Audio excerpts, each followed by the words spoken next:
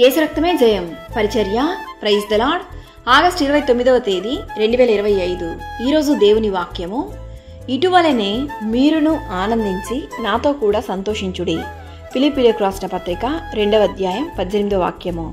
అవును క్రీస్తునందు ప్రియులారా, మీ విశ్వాస యాగములోను దాని సంబంధమైన సేవలోను నేను పానార్పణముగా పోయబడినను నేను ఆనందించి మీ అందరితో కూడా సంతోషింతును.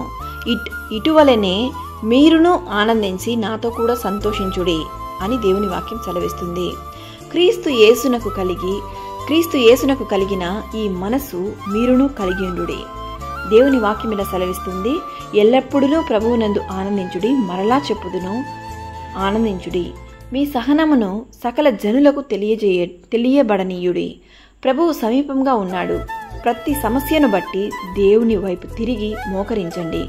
నన్ను బలపరచువాని అందే నేను సమస్తము చేయగలను అనే విశ్వాసం ప్రతి ఒక్కరిలోనూ ఉండాలి.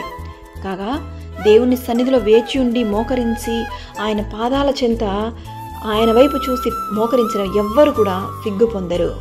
దేవుడు తన ఐశ్వర్యము చొప్పున క్రీస్తు యేసునందు మహిమలో మీ ప్రతి అవసరమును తీర్చును.